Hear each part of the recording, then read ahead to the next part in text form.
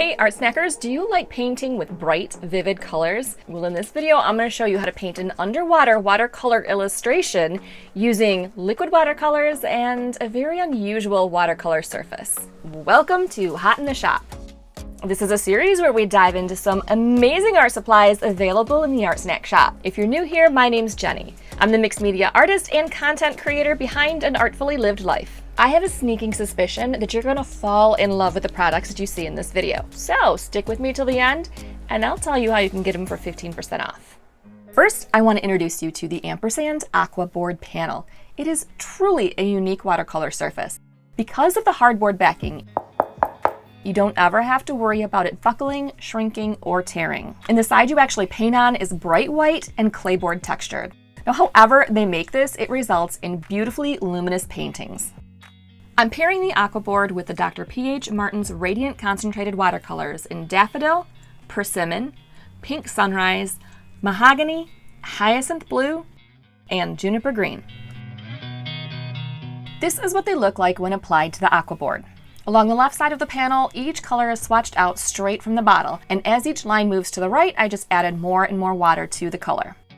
I completely fell in love with this yellow-green gradient down at the bottom, and it reminded me of tropical waters, so that's what I'm going to paint. I started by sketching in my composition with the Cretacolor Fine Art Graphite pencil. Now you can definitely try transferring your artwork onto this art board by all the usual techniques like graphite paper, but I'm going to recommend drawing directly onto the board. If you're nervous about drawing directly on the textured board, here are some tips to keep the surface smudge-free. Either draw out your whole composition on a scrap piece of paper or draw out the more detailed elements on a scrap piece of paper so you know the plan ahead of time. You're going to want to keep your lines as light as possible. It's hard because the clayboard grabs the graphite, but I promise it'll be okay. And if you do make a mistake, don't sweat it. The board is actually surprisingly easy to erase a line here and there. And then just before painting, you're going to do just like you probably already do with any other watercolor and take a kneaded eraser and lift the excess graphite off of the surface. Here I'm rolling the Faber-Castell colored kneaded eraser across the surface because that's my favorite technique for this. Now it's time to get painting, and the first thing I want to do is recreate the yellow to blue gradient like the one I had in the swatch. So I'm adding some juniper green and daffodil yellow to the Elven Heritage Arts rectangular plastic palette. I'm going to create that gradient with a wet on wet watercolor technique. So I add clean water to the Aqua Board with the King Art Golden Taklon Dagger brush, size 3/8. I started out applying water around the fish, but this part of the background will be so light that it won't matter, and I didn't want to be bogged down with details, so I decided just to go right over him. I did, however, leave dry spaces for the coral so the foreground would stay bright against the blue-green of the water. Unlike regular watercolor paper, you can see exactly where I've applied the clean water to the Aqua Board. It soaks up the water right away and looks darker while it's wet.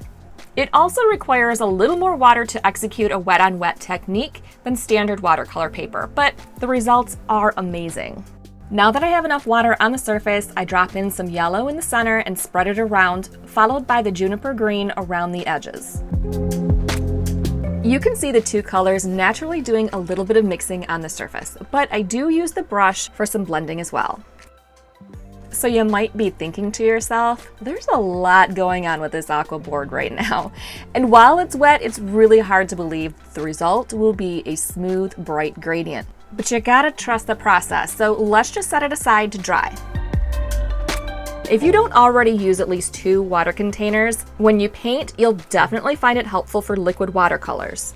These paints are so concentrated that you get one jar almost completely saturated with color from the first swish. So keep one of the jars for dirty water. That'll be the one that removes most of the color from your brush. And then keep the other jar for clean water. That'll be the one that's used like a rinse to get out any residual color, so you don't muddy the colors on your palette or your painting. Now, I don't have any numbers on this, but I do think it takes a smidge longer for the Aqua Board to dry, so I did leave it overnight, and here's how it looks. See, the colors are so much brighter than I would have expected, and that makes my eyeballs so happy. So let's keep painting. The King Art White Nylon Round Brush in size 1 is perfect to get in and start adding those details. I'm going to talk about this palette again just for a moment. It really is a nice pairing with these liquid paints because you can keep watered down mixtures of the colors in the wells ready to dip into.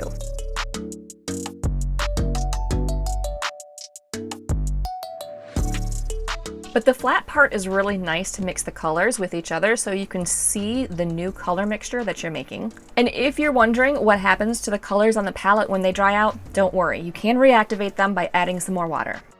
And I do just want to address that I have some highly stylized coral going on here, but it's context. Once it's all in there, you'll see. It just makes sense that it's coral.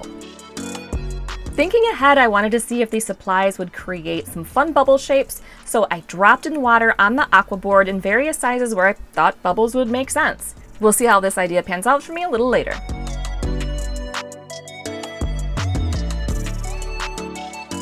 I love that these colors are so bright and vibrant and kind of in your face. When you're in the ArtSnacks shop, you'll see there are bunches of radiant concentrated colors to choose from. Don't get overwhelmed. My best advice is to choose the colors that you're drawn to. When picking these colors, I also made sure to choose some contrasting values. Undiluted hyacinth blue gets pretty dark, and although I got black, I really didn't need to use it for this painting. I was able to mix the other colors to get some nice dark values. The color that surprised me the most on this aqua board was the sunrise pink. It appears pretty light on paper, but the clay board texture turns it into a rich magenta. Working with watercolor, I think you have to be okay with bouncing around all over your composition. I get the base color in for this first little fish going, but while he's drying, I want to move on to something else. So let's put in some free-flowing seaweed. Want to? The daffodil yellow and the juniper green make a beautiful bright green, but this time I mixed them up on the palette first, and then used the dagger brush to make long wavy strokes. You can add layers pretty easily to the aqua board, so I made the seabed a little bit darker. So did you notice yet that the bubbles dried? Not quite perfect circles, but I think the ring of color around the outside of each one looks pretty good. I'll just give them a few more details and shadows. At this point, the painting doesn't have much contrast, so I'll be going back and forth between painting in the other fish and adding darker details. Here's where I mixed up some mahogany and daffodil to make a nice brown. Then I added it to undiluted hyacinth for a really dark, rich color. I used it to add various strokes to represent underwater plants, and I used it as an outline to define some of those edges. I do think the combination of these supplies makes it hard to get crisp edges on this aqua board, but the radiant concentrated watercolors are made more for illustration purposes, so adding lines around the fish and giving them scales is kind of perfect.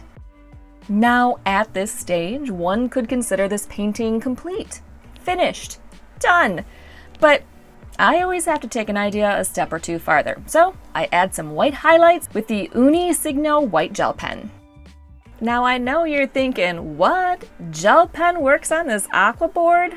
Well, yes it does. Kind of blew my mind too. So I have to admit, I got a little highline happy and started putting those suckers everywhere. I even added little drawings of the funny coral shapes in the seabed. I hope you've enjoyed this video. All the supplies I've used today can be found in a link in the description box below. And to get 15% off these select products, just use coupon code HOT15 at checkout. While you're here, don't forget to give this video a like, subscribe for more videos, join us for free over on Mix, and follow ArtSnacks on social media.